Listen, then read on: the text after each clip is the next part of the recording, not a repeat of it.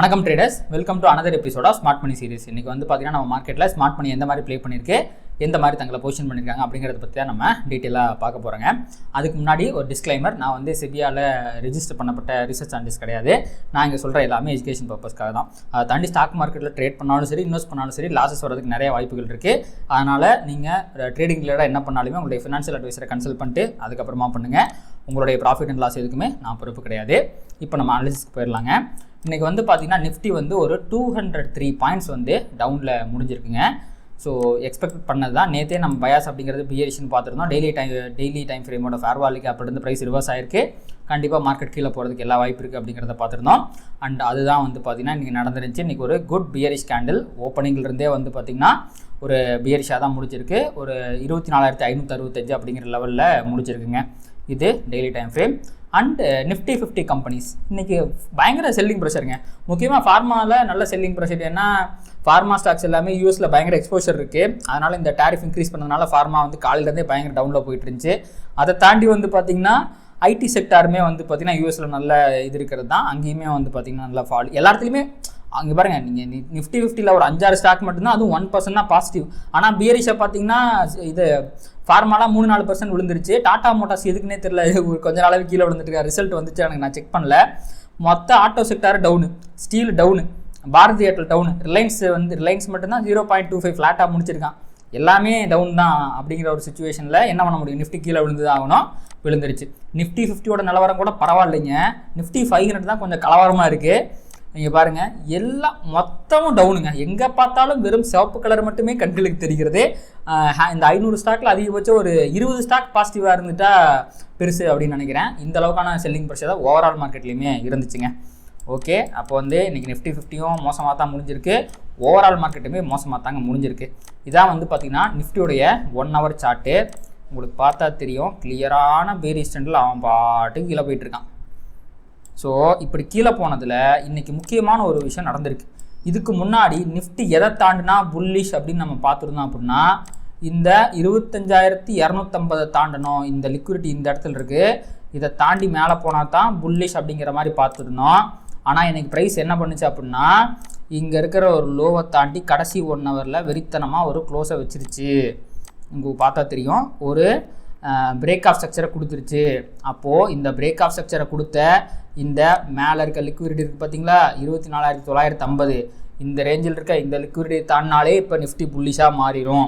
ஒவ்வொரு தடவை புது லோ ஃபார்ம் ஆகும்போதும் அந்த ஹையை தாண்டினாலே மார்க்கெட் புல்லிஷாக மாறிடும் அப்படின்னு கணக்கு வச்சுக்கணும். இன்றைக்கி டெக்னிக்கல்ஸில் நடந்த மிக முக்கியமான விஷயம் இதுதான். இதுக்கு முன்னாடி நம்ம இந்த 25,250 தாண்டினா தான் புல்லிஷ்னு இருந்தோம். ஏன்னா இந்த இடத்துல தான் அதோட ஹை இருந்துச்சு. ஸோ அதை பிரேக் பண்ணதுக்கு இந்த இடத்துல இருந்துச்சு. அதுக்கப்புறம் மார்க்கெட் வந்து புதுசாக ஒரு லோவை கிரியேட் பண்ணி போனாலுமே ஹை எதுவுமே கிரியேட் ஆகலை. ஆனால் நம்ம இதுன்னு இதை பார்த்துக்கிட்டு இருந்தோம். ஆனால் இன்றைக்கி புது ஒரு ஹை கிரியேட் ஆகிடுச்சு. ஒரு லோவும் ஒரு ஹையும் புதுசாக கிரியேட் பண்ணப்படும் போது ஆல்ரெடி இருக்கிற இது வந்து பார்த்திங்கன்னா எக்ஸ்ட்ரீமில் இருக்கிற லிக்விடிட்டியாக இப்போதைக்கு மாறிப்போச்சு. அப்போ இமிடியேட்டில் இருக்கிற ரெசிஸ்டன்ஸாகவும் லிக்விடிட்டி ஏரியாகவும் இந்த 24,950 அப்படிங்கிறது இன்று முதல் மாற்றப்படுகிறது அப்படிங்கிறத நம்ம தெரிஞ்சுக்கிறோம். ஸோ இதான் வந்து பார்த்திங்கன்னா 1 ஹவரில் நடந்த ப்ரைஸ் ஆக்ஷன்.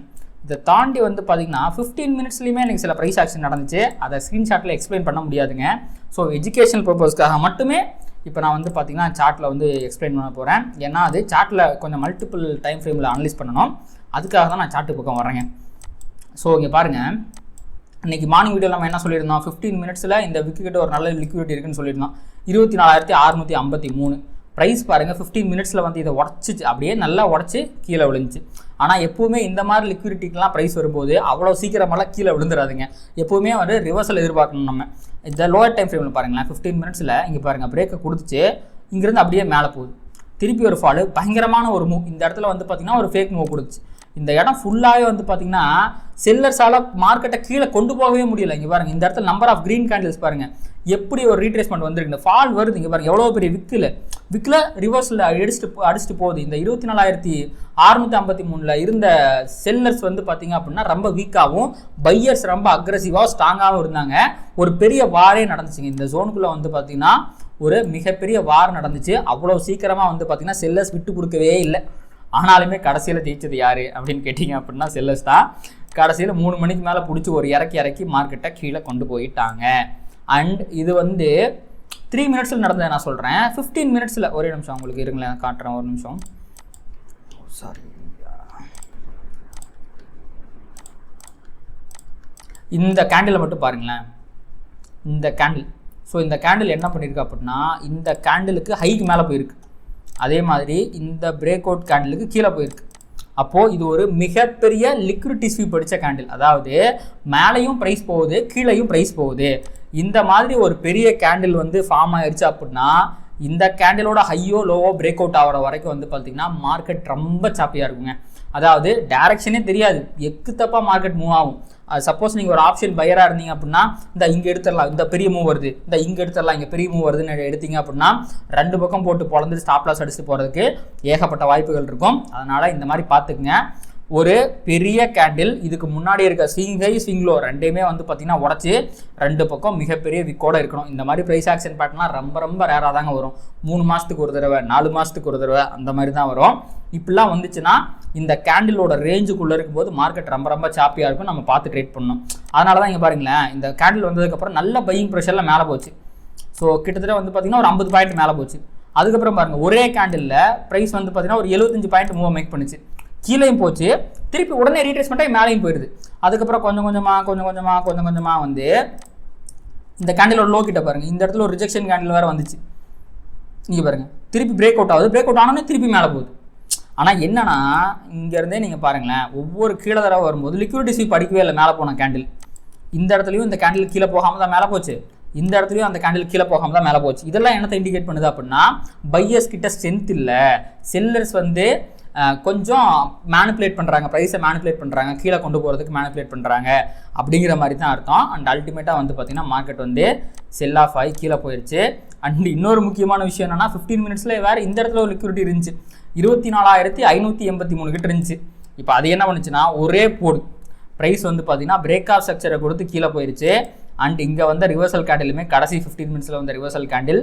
இதுக்கு முன்னாடி நம்ம 3 மினிட்ஸில் பார்த்தோம் பார்த்தீங்களா, பிரேக் அவுட் ஆகும், உடனே ப்ரைஸ் லிக்விடிட்டி ஸ்வீப் அடிக்காமல் மேலே போகும், பிரேக் அவுட் ஆகும், லிக்விடிட்டி ஸ்வீப் அடிக்காமல் மேலே போய் ரிவர்ஸ் ஆகிடும். அதே தான் இங்கே நடந்திருக்கு. பிரேக் அவுட் ஆகிருக்கு, ப்ரைஸ் லிக்விடிட்டி ஸ்வீப் அடிக்காமல் கீழே போயிருக்கு. அப்போது இந்த ஃபேர் வேல்யூ கேப்புக்குள்ளே போய் ப்ரைஸ் இப்போதைக்கு ரிவர்ஸ் ஆகிறதுக்கு அதிகமான வாய்ப்பு இருக்குது. பிரேக் ஆஃப் ஸ்ட்ரக்சர், இது பிரேக் ஆஃப் ஸ்ட்ரக்சர், இது ஃபேர் வேல்யூ கேப், இங்கேருந்து போய் ரிவர்ஸ் ஆகி இப்படி கீழே போகிறதுக்கு தான் அதிகமான வாய்ப்புகள் அப்படிங்கிறது இருக்குது. இதுதான் வந்து பார்த்திங்கன்னா 15 மினிட்ஸில் நடந்த முக்கியமான ப்ரைஸ் ஆக்ஷன். இந்த ப்ரைஸ் ஆக்ஷன் பேட்டர்னை காட்டணும் அப்படிங்கிறதுக்காக தான் நான் சார்ட்டுக்குள்ளேயே வந்தேங்க. ஓகே, இப்போ வந்து பார்த்திங்கன்னா எல்லா டைம் ஃப்ரேம்லேயும் மார்க்கெட் பியரிஷாக தான் இருக்குது. நான் உங்களுக்கு வீக்லி டைம் ஃப்ரேம் கூட்டு போயிடுறேன். ஸோ நான் இதெல்லாம் கொஞ்சம் டெலிட் பண்ணிடுறேன், அப்போ தான் உங்களுக்கு நான் கிளியராக புரியும்.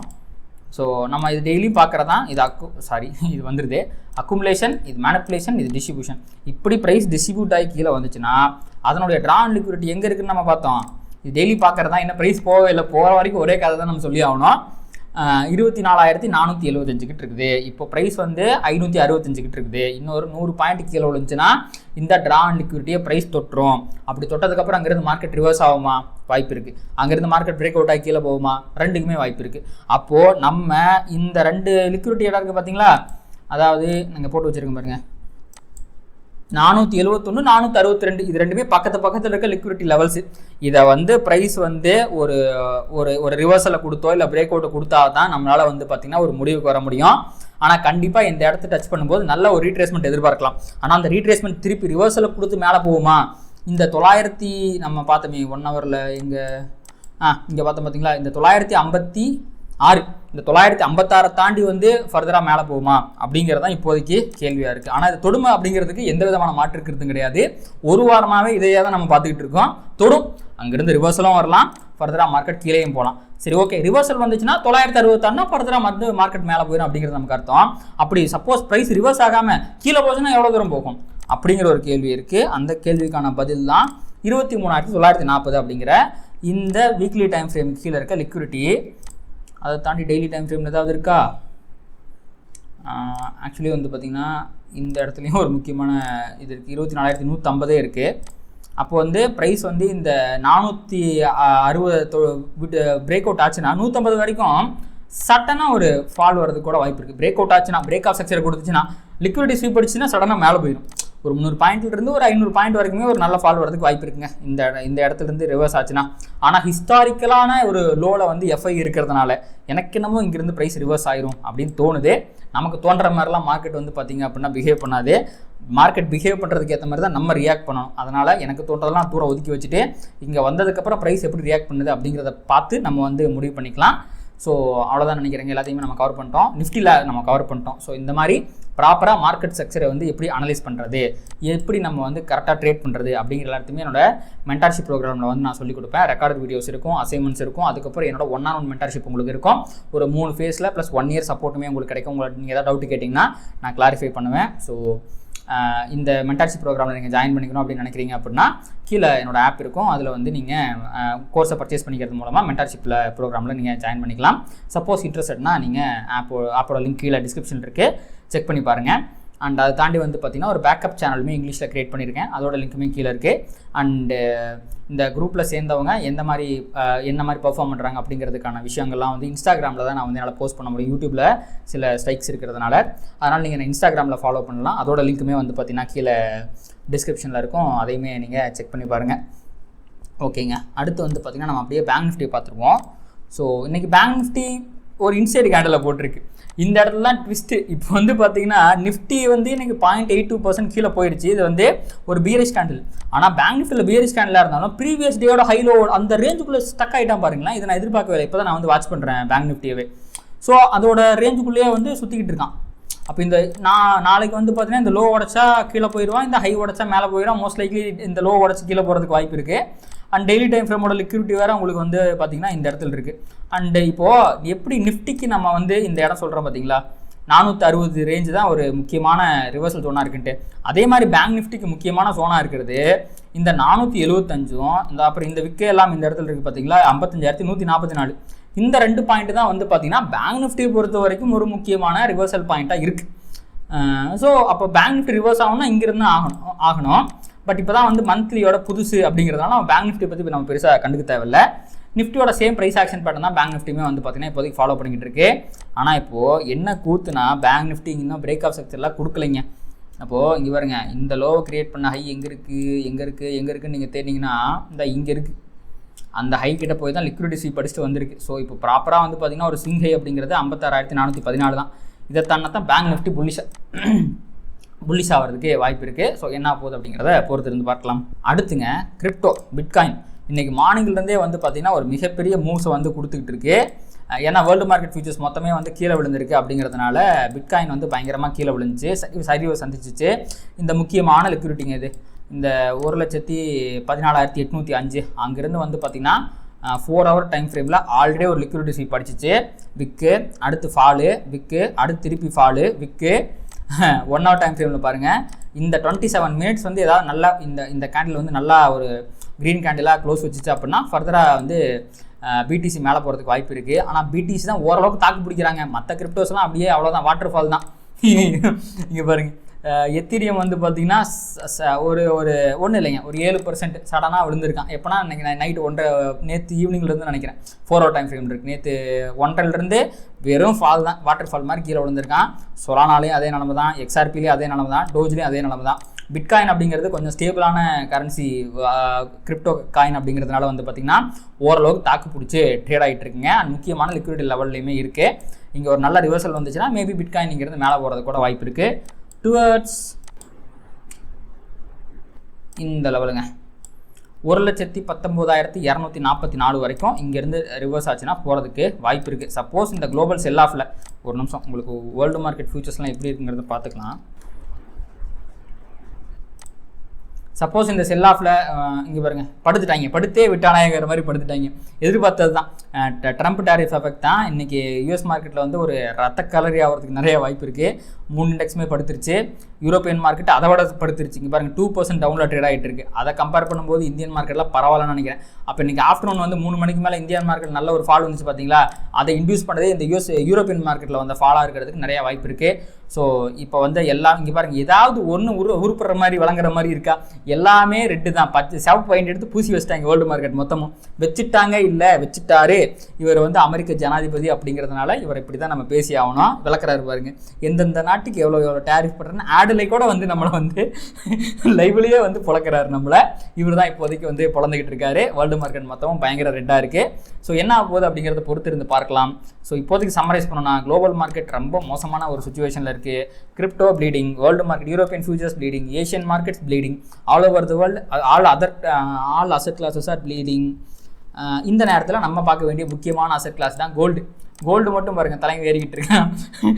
கோல்டு மட்டும் வந்து பார்த்திங்கன்னா லைட்டாக மேலே, இதுவும் பெருசாலாம் மேலே ஏறிங்க, லைட்டாக ஒரு ரீட்ரேஸ்மெண்ட்டில் மேலே போயிட்டுருக்கு. கோல்டு மட்டும் இப்போதைக்கு ஏறுற மாதிரி கண்ணுக்கு தெரியுதுங்க. ஸோ அதுதான் வந்து பார்த்திங்கன்னா இன்றைக்கி நிலவரம். 2 நாள் இருக்குது. இன்றைக்கி நைட் யூஎஸ் மார்க்கெட் இருக்குது. அதை தாண்டி வந்து சாட்டர்டே சண்டேல ட்ரம்ப் கண்டிப்பாக வந்து மைக்கை எடுத்து ஏதாவது ஒரு ஸ்டேட்மெண்ட்டை கொடுப்பதற்கும் பேசுவதற்கும் மிக அதிகமான வாய்ப்புகள் இருக்குது. அதை பொறுத்து திங்கட்கிழமை நம்ம மார்க்கெட் ரியாக்ட் ஆகிறதுக்கு எல்லா வாய்ப்புமே இருக்குங்க. அந்த நியூஸ் எக்கேடோ கட்டு போட்டு என்னமோ வந்துட்டு போட்டோம். நம்ம ஃபுல் ஃபோக்கஸ் எங்கே இருக்கணும்னா 24,462 தான் இருக்கணும். இங்கே வந்து ப்ரைஸ் எப்படி ரியாக்ட் கொடுக்குது அப்படிங்கிறது மட்டும்தான் இப்போதைக்கு நமக்கு இருக்கக்கூடிய ஒரே ஒரு ஃபோக்கஸாக, மெயின் ஃபோக்கஸாக நம்ம இதை மட்டும்தான் வச்சுக்கணும். அதுக்கு நடுவில் ஏதாவது நாய்ஸஸ் வரலாம், இப்படியாமா அப்படியாமா, மார்க்கெட் கிராஷ் ஆக போதாமா, 10% கிராஷ் ஆக போதாமான்னு சொல்லுவாங்க. ஓகே, கிராஷ் ஆகட்டும், 10% ஆகட்டும். ஆனால் அதுக்கு முதல்ல ப்ரைஸ் வந்து இதை தாண்டி 24,462 தாண்டி போகணும். அதை தாண்டி போகுதா ரிவர்ஸ் ஆகுதா அப்படிங்கிறத நம்ம பொறுத்து வந்து பார்க்கலாம். அண்ட் இதோட இந்த வீடியோவே முடிச்சுக்கலாம். கண்டிப்பாக இந்த வீடியோவில் உங்களுக்கு நிறைய இன்சைட்ஸ் கிடச்சிருக்கும் அப்படின்னு நினைக்கிறேன். ஸோ இந்த வீடியோ உங்களுக்கு பிடிச்சிருந்துச்சு அப்படின்னா இதை லைக் பண்ணுங்கள், கமெண்ட் பண்ணுங்கள், ட்ரேட் பண்ணுற மற்ற நண்பர்களுக்கும் ஷேர் பண்ணுங்கள். அது யூடியூப் அல்காரிதம் ட்ரிகர் பண்ணி நிறையா பார்வையாளர் நம்ம சேனலுக்கு கொண்டு சேர்க்கும். நன்றி.